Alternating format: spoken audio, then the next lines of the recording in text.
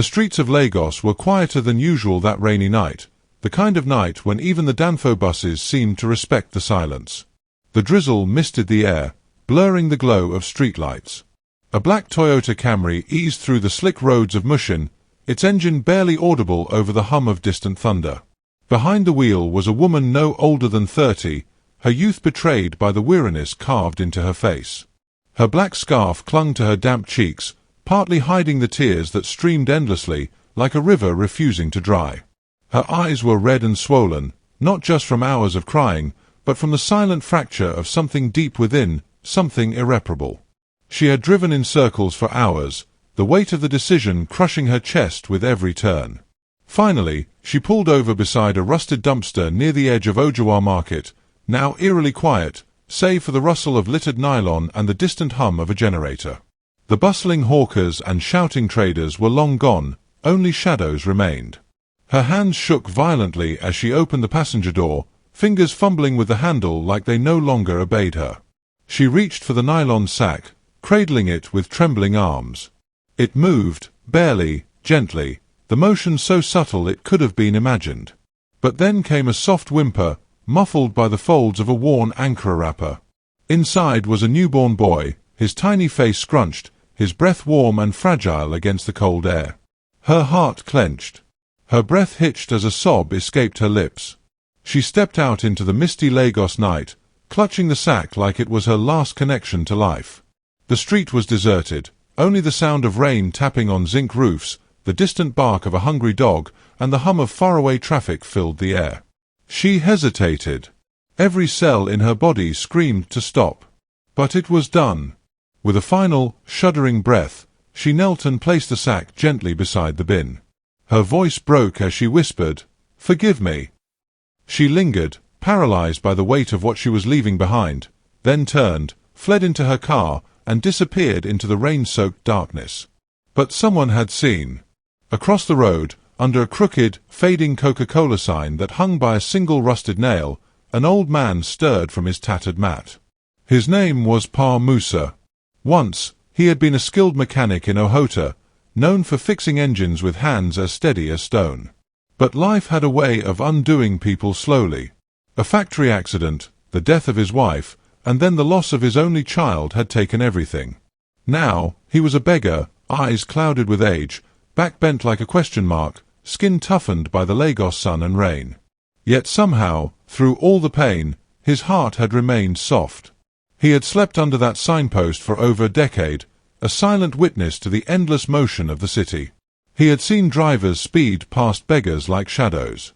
Seen children hawk in traffic, women scream at Okada men, lovers fight and make up. But tonight was different.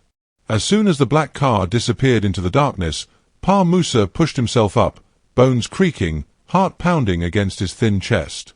He limped across the potholed road, his soaked slippers slapping the asphalt. When he reached the sack by the dumpster, he knelt slowly, carefully. With trembling hands, he untied the knot and peeled back the damp fabric. A baby.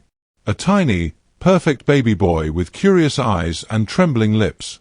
Pa Musa's breath caught. The sack could have been full of danger, or even death, but instead it held life. Pure, untainted life. The baby let out a soft cry. It wasn't loud or angry. It was the sound of someone calling out into the void, hoping someone would answer. Tears welled in Pa Musa's eyes, mingling with the rain on his cheeks. He reached down and gently lifted the child into his arms, holding him like a fragile dream. "You're not alone, my Pekin," he whispered, his voice cracking. He wrapped the baby in the corner of his wrapper and carried him to his makeshift home, a wooden shack squeezed between a cracked wall and a faded shipping container. It barely had enough space for one. But now, it would hold two. He named the child Taif, beloved, because that's what he had already become. He begged harder the next morning, his voice hoarse, hands outstretched with more desperation than ever before. No longer was he asking just for himself, he was begging for a life he had found and refused to lose. With a few crumpled naira notes and borrowed coins from sympathetic traders, he bought a small tin of powdered milk. That day, he gave up his only plate of rice and watched with tired joy as the tiny boy drank and slept, safe in his arms. At night, he wrapped Taif in the same faded wrapper that had shielded him from the harmattan for years, holding the boy close against the cold. He sang old Yoruba lullabies, soft and broken, his voice cracked by age but steady with love. They fell asleep like that, night after night, two souls finding warmth in each other. Years passed. The city roared on like a restless machine, but in the corners of Ojawa, people began to notice. The beggar with the boy who always smiled. Taif grew, curious and joyful. He hawked sachet water after school, danced to music from street speakers, and ran into Pa Musa's arms each evening, heart full. They had nothing, yet everything. But time is a thief. It steals slowly at first, a memory here, a step there, until one day, it takes everything. One harmattan evening, the air dry and brittle like old paper, Pa Musa didn't rise from his worn-out mat. The usual morning hum of his soft humming was missing. Taif, now 10, came running in with a small bag of sachet water to sell, his bare feet dusty from the roadside. But something felt wrong. He dropped the bag and rushed to the mat. "Baba," he whispered, shaking the old man gently. Pa Musa's eyelids fluttered open. His breath was shallow, almost silent. His cracked lips curved into a faint smile. He reached out a frail hand to touch Taif's cheek. "My blessing, shine, don't hide," he murmured. And then, nothing. Just silence. Taif let out a cry so deep, so full of pain, it stopped the world around him. Even the passing Okodas seemed to pause. His barber, his shelter, his laughter, his love, was gone. The city didn't stop. Lagos moved on, uncaring. But Taif didn't. That night, he sat alone under the same crooked Coca-Cola sign, holding a faded wrapper and the weight of memories. He cried until his chest ached.